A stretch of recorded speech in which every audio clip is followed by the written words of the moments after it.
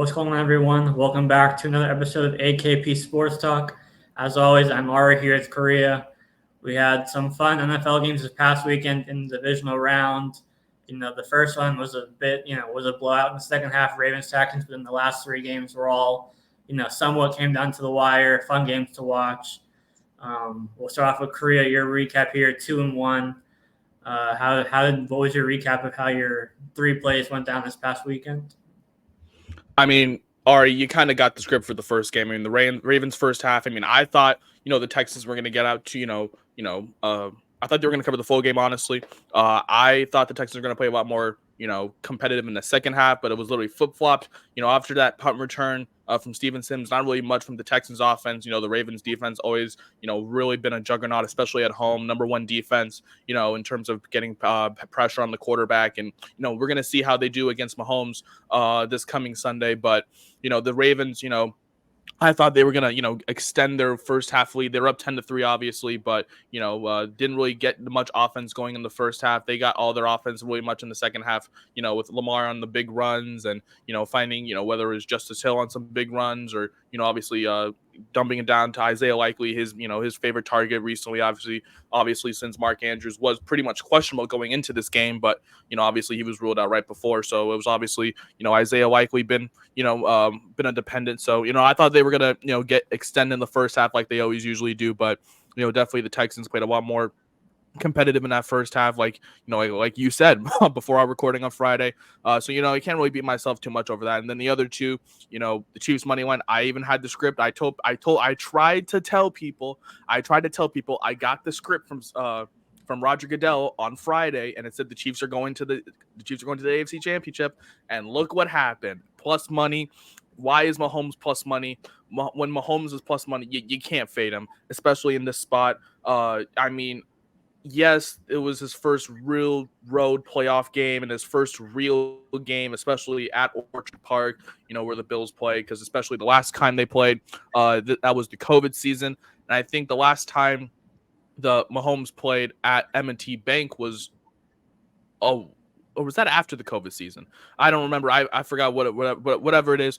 But anyways, I still like the Chiefs in that spot. Obviously, I thought you can't really blame Josh Allen too much. And I've seen a lot of people in the media today start to blame Josh Allen, and you really can't. I mean, when you have players like Stephon Diggs going 3 for 28, I don't know how many targets he had, but his target share has definitely been a big question. And now there's questions of what are the Bills going to do this offseason, considering all the changes they have in terms of free agents and potential head coaching potential maybe changing with McDermott, but at the same time I don't really see him going anywhere. I feel like maybe it's just maybe some key players, but that's another conversation for another time.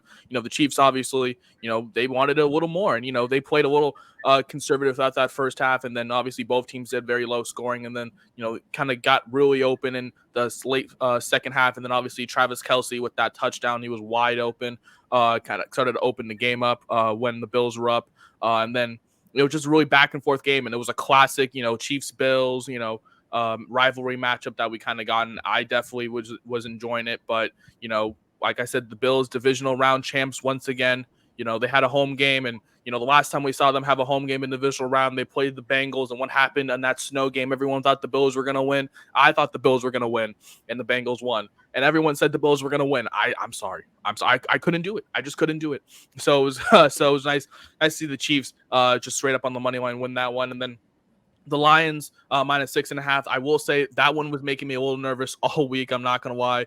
As soon as I saw that line go in the other direction, I kind of wanted to back Baker, in that Buccaneers team, who was playing so competitive. And, if you got to feel bad for any quarterback today, you got to feel bad for Baker Mayfield, because he was really, trying his hardest out there with what he had. And, he was trying to lead this team, and, just a couple bad throws, and, and CJ Gardner-Johnson, he can talk all he wants, but, that first interception, it was just lucky because it was tipped in the air and all that stuff. But the Lions did eventually cover the 6.5-point spread, winning by 8. That definitely would not have been the case if if they got that 2-point conversion with that potential PI. So we're very, very lucky that the Lions did get to cover that. And then obviously near the end of the game, the Bucs had an opportunity to call a timeout because there's a difference between the play clock and game clock, but Don't know why they didn't, and maybe forced a long field goal, and maybe they miss it, and maybe who knows what happens. But the Lions obviously did cover the 6.5 point win, and so obviously they are going to San Francisco this week. But I'll take a 2-1 weekend for the NFL. Obviously the Ravens did not cover the first half spread, but did cover the full game. Chiefs on the money line, and then Lions. It was a little nerve wracking, but they did cover the 6.5 point spread. Ari, how did you do this weekend? Yeah, 2-1 for me as well. I'll start off with the Bills. Obviously we knew it was going to be a close game one way or another. Obviously there's always going to be that one play that you can go back on, and if it went differently, like I think it was the first play after the 2-minute warning when Josh Allen missed Shakir in the end zone. He had Diggs like wide open, running short. That could have been a touchdown because he was wide open. But even that throw to Allen, like even though Allen was under pressure, he normally makes that throw because Shakir was open too. I think it was Chris Jones who was pressuring him as well, but normally Allen makes a throw as well. And then the third down was like going all out as well. But even then, normally Bass obviously, normally he kicks that, easily. It was like 44, mid-14 like that. But wide right, as Bills fans unfortunately know all too well, came again. But yeah, it was as exciting as advertised, between Bills and Chiefs, even though, it always goes in favor of Mahomes in the playoffs, but it's still an exciting game. Go back to the Texans game, like you said, it was like I expected. Ravens, the starters basically having 2 weeks off, so they didn't play week 18. So, a bit of a slow start. Obviously, the punt return, helped, obviously, but even if you didn't run it back, they're still going to have good field position in that drive where I think they could have at least gotten a field goal, at least to cover the 6.5, even if you didn't run it back. And then Lions Bucks over. It was a bit of a slow start early in the first quarter, but then the offense started picking it up, like kind of after the first quarter, and it went over. It didn't soar over, but it went over pretty easily. So yeah, both of us 2-1 weekends, which we'll take. Yeah, obviously you mentioned you had the script for the Texans game, like I said, and then the Lions Bucks, that over, that was what I was leaning to as well. I saw that over go up to 49.5. And, obviously you mentioned it was a little bit of a slow start, with both offenses kind of not really getting themselves going. But, the second half, that's when the offenses really started to get themselves going. We might do this first half under system a little more, as we, really get into these big NFC and AFC matchups coming up, obviously, for the championships. Obviously, both teams want to be a little conservative, so maybe targeting first half unders might be a play, as we kind of saw throughout this week, and all these games kind of started out pretty slow, but then the second half, that's where the offenses started to get going after the first half adjustments. So obviously, Texans, you mentioned first half covering that spread. That was a big key there. And then the Lions, second half, and the Bucks, and that's where the offenses really started to get going. We saw some great catches from Mike Evans and, good drives from the Lions with Monra St. Brown, getting in the end zone, Jahmyr Gibbs getting in the end zone, and plenty more. And then obviously, you mentioned the Bills' tough loss, and, it could have gone so many ways. There were so many opportunities. Whether it was the McCall, it was the turnover, and that for the Bills, and then obviously the Chiefs come right down, and you would think they're about to get a touchdown and end this game, and then McCole Hardman fumbles it out of the back of the end zone, and then now I saw that they're potentially changing the touchback rule. Because of that. So it just, there's so plenty of opportunities on both sides, as you mentioned, for either the Chiefs or Bills to really, get this win. I mean, you mentioned, everyone was talking about, on that touchdown pass from Allen to Shakir in the corner of the end zone. Everyone thought that, this may be actually the time that, the Bills do it, because they took the lead 24-20 at that point. So, just a good back and forth rivalry game. And then you mentioned Tyler Bass. He usually makes those, but I will say, on the night, all of his kicks were, going, that direction. And then you line up on that hash, knowing that it kind of, you got to think about that stuff, because it's windy, it's a windy, playoff game. You need this kick, you kind of want to line up on the left hash, but maybe they're just not thinking about that in that moment because that's kick obviously skyrocketed to the right, and obviously Bills fans have had a lot of trauma with wide right and playoff games, so unfortunately, but obviously 4-2 weekend, we will gladly take that positive weekend for us in terms of betting. From the great divisional round that we just got. But don't forget, obviously, we're going to be tuning into the AFC NFC Championship this coming weekend. We will have some best bets for that coming soon. But we're just going to focus on what we have cooked up for today. Obviously, very, very small slates. No football games, no nothing. For me, I'm just going to stick to my college basketball. First, we're going to go to the ACC, and we're going to take UNC. They're taking the Tar Heels -7.5 at home against Wake Forest. And look, this UNC team has been one of the hottest teams in the country right now. Their defense is playing really, really well that no one's really talking about. And then obviously their offense is clicking with RJ Davis, Harrison Ingram, the transfer from Stanford, Cormac Ryan, obviously Amano Baycott. The thing with Wake Forest, obviously, is they're great, but they're great at home. And, they haven't played, a true road environment yet. And I think this is going to be their hardest spot right now, going to UNC, because they've been on the road for a little while, so they haven't had that home atmosphere yet. And so they come back home. And I think, after, a really exhausting road trip, or they pretty much dominated most of their opponents. I like them in this spot at home just to get the win. I think UNC, obviously we talk about them being on the road. I mean, they've won, they've won 4 out of their last 6 games on the road, beating BC in a gritty game. Obviously, they beat NC State, they beat Clemson, they beat Pitt, obviously beating, Syracuse and Louisville at home and covering those spreads. And, I think this is even though this is a great Wake Forest team in terms of, how they play, and I got to give respect to Wake Forest because they got some ballers on it, like Hunter Salas, obviously the transfer, and they obviously they can hit their shots. If you do like a lean, I do like the lean the over, but I'm just taking UNC, and obviously UNC taking the better team at home, taking them on the spread as well, taking their defense as well. I think that causes Wake Forest a lot of trouble. So I'm taking UNC -7.5 at home. And then, all right, I know we're head to head once again on another pick. I'm taking this over between Cincinnati and Kansas at -146 here. I got this yesterday. I think that's around -125 or something. I really do like this over here. Look, Kansas, we've seen them have a bunch of games at home where they don't play as much defense, and that's kind of been their big key issue is just playing defense at home.